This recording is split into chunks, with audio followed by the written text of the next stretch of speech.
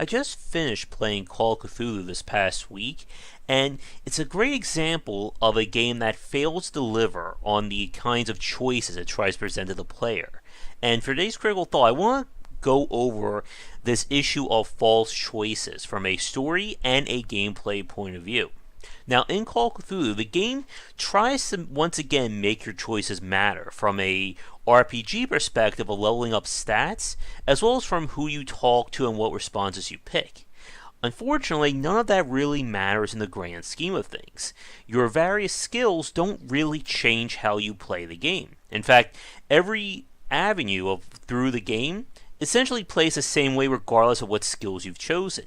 I think there was only one exception, that was deciding to skip a puzzle because I picked up the right item. But everything else in 6 hours doesn't really matter. And the game once again tries to trick or manipulate the player by saying stuff like, they will remember it in the upper left hand corner of the screen. Which of course it never really comes up after that. And I hate to beat a dead horse on this matter, but I think more and more that The Walking Dead by Telltale has caused a lot of damage when it comes to video game storytelling. And we're seeing developers use this kind of false choice as a crutch when it comes to telling their video game stories. Again, being someone just telling me that they will remember this in the upper left hand corner doesn't impact how the game is played. And for our video today, I guess our mantra is that choices must have consequences, be it positive or negative, in order for them to matter. And this is where many video games tend to struggle with, even from a gameplay point of view that we'll talk about next. But sticking with narratives for a second, I'm beginning to realize that it's better from a storytelling perspective to have a clear and concise story from beginning to end with no choices than trying to manipulate the player with these false choices. Because again, with something like Telltale and any other game that goes along these lines, the story itself is complete. From beginning to end, it's been written, it's been animated, and there is no variance set in these stories.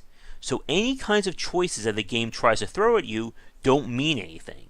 Again, having a character go like this doesn't impact what's going on in this story.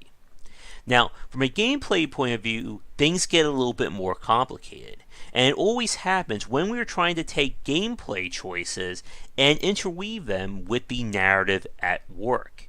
So the first point I want to talk about is the trend of AAA games to feature skill trees. And we see this in stuff like God of War, Horizon Zero Dawn, Assassin's Creed, and many, many more. And as we've talked about, it's not a choice if the player is going to eventually get everything. And again, this is what we see from a lot of these AAA games that try to present RPG-style gameplay. Because again, if I'm getting everything, then what am I exactly choosing? Eventually, I will have all my skills, I'll be completely badass, and it's just a matter of at what point in the game do you hit that level of being overpowered. Now, we have seen games try to weave these choices more into the narrative, and it presents another issue when games don't go far enough. And a big example of this, and from the thumbnail of our video, is BioShock. BioShock is a game that I'm sure everybody watching this video has either played or seen footage of. It was a game that tried to blend the narrative choice of how far you want to go with gameplay depth. The problem is that it completely fails in this regard. Now, as a quick summary, in BioShock, the main narrative choice is whether or not to harvest Adam, which is the game's MacGuffin resource from Little Sisters. The Atom is essentially experience points that's used to unlock new plasmids or powers, new perks, and you get the picture. So the choice is, do I kill an innocent creature to get more power? And if we leave it just at that, it's a very great hook for a video game. The problem is how it was developed in the game. When you decide to harvest or save a little sister, you get Adam regardless. And the game tries to promote the fact that if you kill them or harvest, you gain more Adam in the short run. But it's a complete lie. Because when you save enough little sisters, the scientist or the doctor who does it all, who I forget her name, she will give you bonus supplies of Atom, which people have looked at and have figured out that you get more Atom going the good path than you do the bad path. And to make things even worse from a narrative perspective, if you harvest just one little sister at any point in the game, you automatically get the bad ending no matter what other choice you make. Now, I'm sure somebody is getting ready to comment below and say that this is just a part of the game's design trying to tell you that choice doesn't matter. But that's still BS, trying to present it that way and trying to tie your gameplay choices to it. A far better version of this came with Prey, and being able to use the game's resource, whose name completely escapes me right now, to unlock additional perks. The perks in Prey are very powerful. There is a noticeable difference if you take the agility perk versus if you don't, or you take weapon damage perks or go for your psi powers. And again, this goes back to our main point, that choices must have consequences in order for them to matter. Now with Prey, if you keep going, the game of course records and notes everything that you do in interesting ways. But we're going to switch over to some gameplay footage now, and this is a game that comes really close to marrying narrative and gameplay choices. But before we do, just a quick word to our Patreon supporters. And now a quick shout out to the supporters over on patreon.com/gwbicer. What we have here is footage of the game Vampire that came out in 2018, though I'm sure most people watching this may have forgotten about this game. A lot of reviewers kind of cite it as an average game, nothing like too spectacular. But the game comes really close, presenting an interesting marriage between narrative and gameplay choices. So as the story, or as the title implies, you're a vampire, duh, and you need blood to live and grow more powerful, double duh. And what you see right here is your skill trees, and each skill will require blood/experience, and of course upgrading skills means you need more blood, and so on and so forth. And you can see you have quite a variety of skills that you can apply to your character here, including some choices with how skills progress. Now, getting experience/blood is pretty obvious. You can either kill enemies for it, or you can consume it off of the various NPCs. In Vampire the Masquerade Redemption, there were dozens if not hundreds of NPCs to snack on.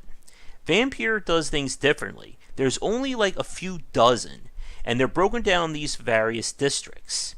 Each citizen is a unique NPC. They have their own personality, story, they may have quests for you, and they get illnesses as well.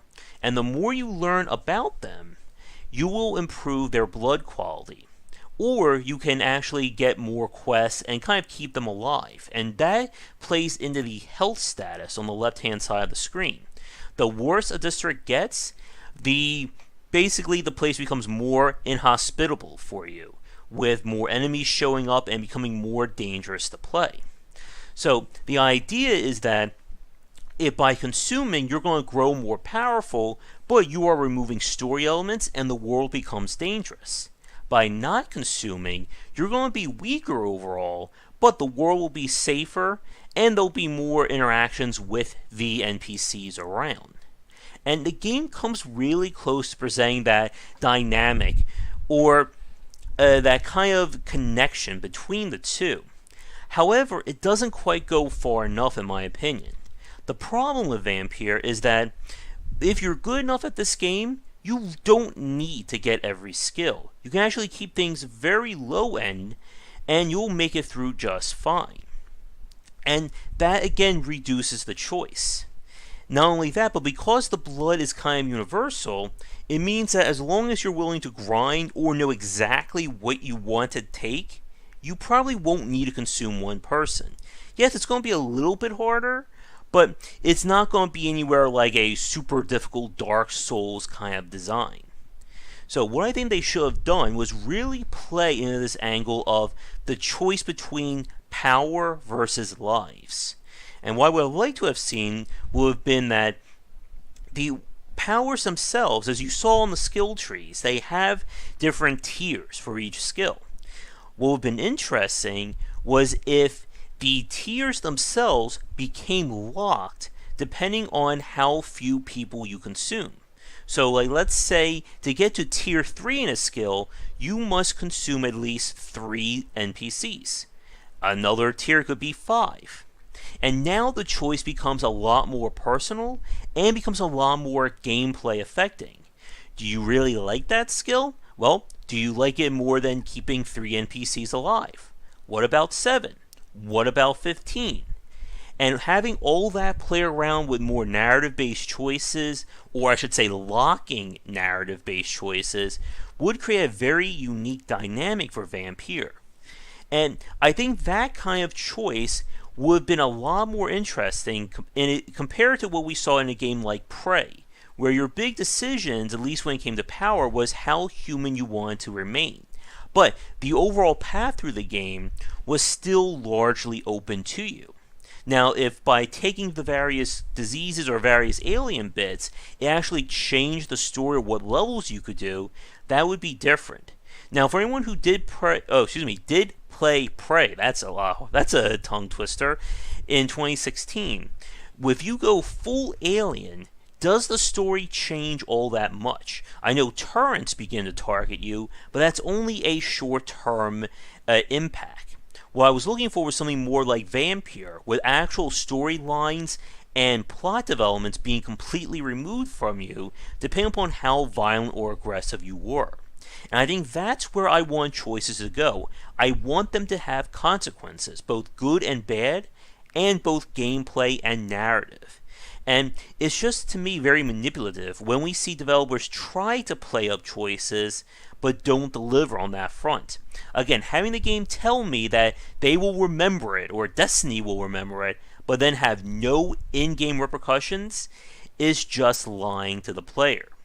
So with that said, for those of you watching this, for the designers watching this, what do you think about these kinds of choices and their design? And is anybody doing anything different or unique when it comes to these systems? For everybody else, can you think of really good games that have handled choices, either from a gameplay or narrative point of view, or both, that we haven't talked about? But with that said, thank you so much for watching this video. If you'd like to support us on Patreon, you'll find the link down below.